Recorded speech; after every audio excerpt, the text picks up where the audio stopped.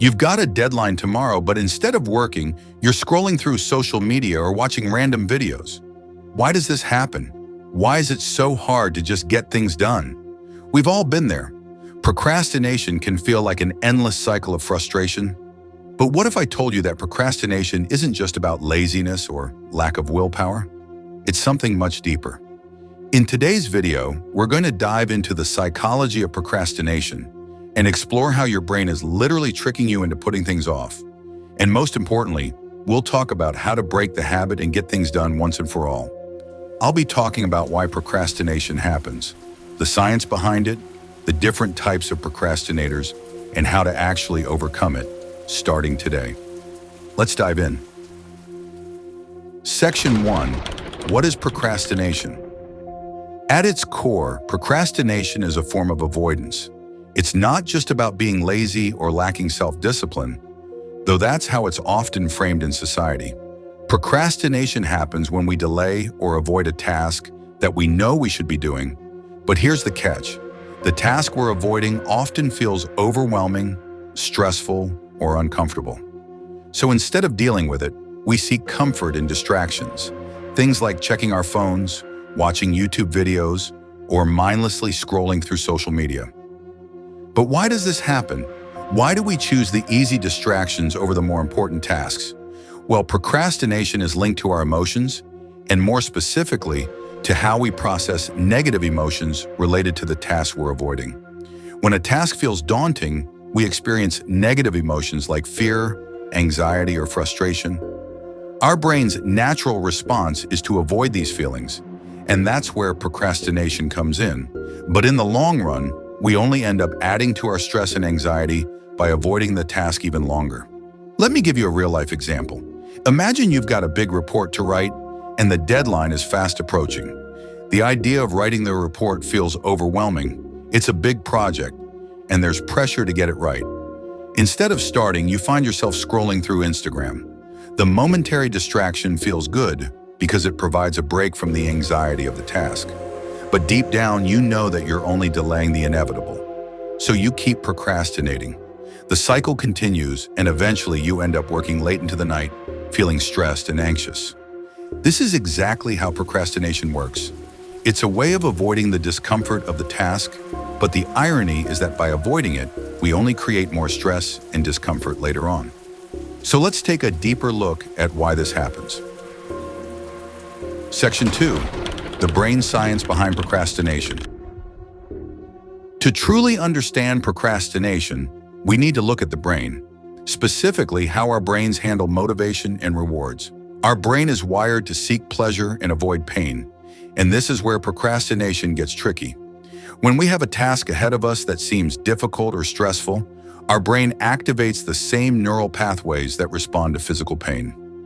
This is why tasks that feel hard or uncomfortable are so easy to put off. The brain wants to protect us from that pain. The way our brain deals with rewards is central to understanding procrastination. When we do something enjoyable, like scrolling through social media or watching TV, our brain releases a neurotransmitter called dopamine. This chemical makes us feel good.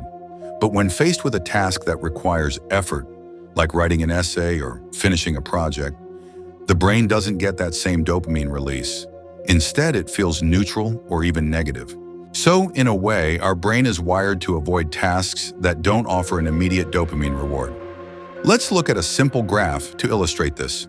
On the left, you've got tasks that offer immediate rewards, like eating your favorite snack or watching a funny video. These tasks release a burst of dopamine, which makes you feel good. On the right, you've got long-term tasks like studying or working on a report. These tasks are delayed in their rewards, meaning the dopamine release comes later when you finally finish. In the short term, the brain doesn't see much of a benefit, which is why we procrastinate. This concept is called temporal discounting. It means that we're wired to overvalue immediate rewards and undervalue future rewards. And this is where procrastination gets its power. By prioritizing the instant gratification over the long-term goals, we end up delaying things that matter. So the next time you find yourself procrastinating, it's not about being lazy or lacking willpower. It's about your brain seeking pleasure and avoiding discomfort. The good news is that once you understand this process, You can rewire your brain to break free from the cycle. Section 3. Types of Procrastinators. Now that we understand the brain science behind procrastination, let's take a look at the different types of procrastinators. Identifying which type you are can be the first step in overcoming procrastination. The first type is the perfectionist.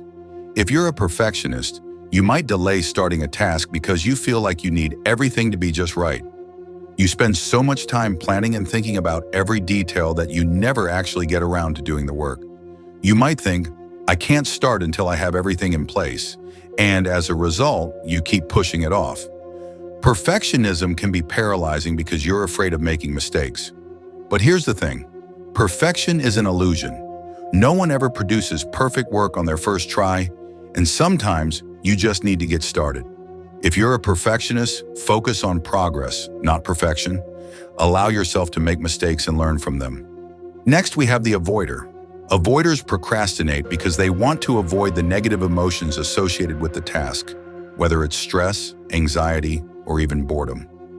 The avoider might delay tasks that seem overwhelming or uncomfortable. The goal here is to escape the negative emotions, so they end up avoiding the task altogether.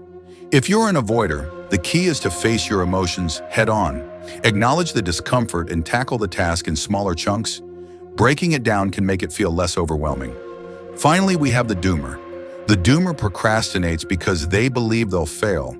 They don't see the point in trying because they feel like they'll never succeed. This can be a deeply ingrained belief, often rooted in self-doubt or past experiences of failure. If you're a doomer, it's essential to shift your mindset. Start with small tasks that you know you can succeed at. This will help build confidence and create a momentum that will push you forward. Section 4. How society reinforces procrastination. In today's world, procrastination is also reinforced by the constant pull of instant gratification. We live in a world where distractions are everywhere. Social media, streaming services, video games. These platforms are designed to keep us engaged and distracted, and they do a great job of it. In fact, the more time we spend on these platforms, the more likely we are to procrastinate on important tasks. Take social media, for example.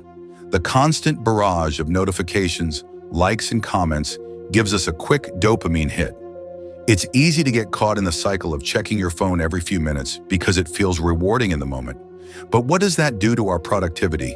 It diverts our attention away from long-term goals and reinforces the habit of avoiding tasks that require effort.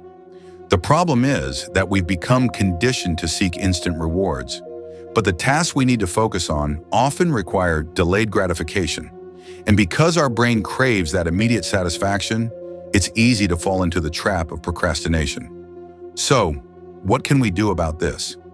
The first step is to become aware of how these distractions affect us. Once you realize how much time you're wasting on short-term pleasures, you can make a conscious effort to limit those distractions and create an environment that supports your focus. Section 5. Mindset shifts and habit building. Now that we understand the psychology and types of procrastination, let's talk about how to overcome it. The first thing you need is a mindset shift. Instead of focusing on the task itself, focus on the process. Too often we get overwhelmed by the idea of a big task and procrastinate because it feels like too much. But if you break it down into smaller tasks, each step becomes more manageable. Another strategy is the 5-minute rule. Commit to working for just 5 minutes. Often, once you get started, you'll find that it's easier to keep going. The hardest part is always starting. Here's a powerful technique, the Pomodoro technique. This involves working for 25 minutes, then taking a 5-minute break. After 4 cycles, you take a longer break. This helps keep your focus sharp and reduces mental fatigue. Plus, the regular breaks prevent burnout and make the task feel less overwhelming. Another key factor is to change your environment. Remove distractions and create a space that's conducive to focus. Turn off notifications, close irrelevant tabs on your computer, and set up a quiet workspace. The less distractions you have, the easier it will be to stay on task. Section 6. Real-life examples plus motivation. Now let's talk about motivation. Overcoming procrastination is all about building momentum. It's not going to happen overnight. but with consistency, you can make it a habit. I'll be honest with you, there are days when I procrastinate too. But what I've learned is that taking small steps every day makes a big difference. When I'm faced with a big task, I focus on just getting started. Once I start, I find that the momentum builds and the task feels less daunting. The important thing is not to wait for motivation to strike. Motivation is a result of action, not a prerequisite for action. So take the first step, no matter how small, and you'll find the motivation follows. Thanks for watching. If you found this video helpful, don't forget to hit that like button and subscribe for more tips on overcoming procrastination and improving your productivity. In the comments, let me know, what's your biggest procrastination challenge? And what are you going to do today to take that first step toward breaking the habit? I'd love to hear from you. Remember, progress is the goal, not perfection. Keep moving forward, and I'll see you next time.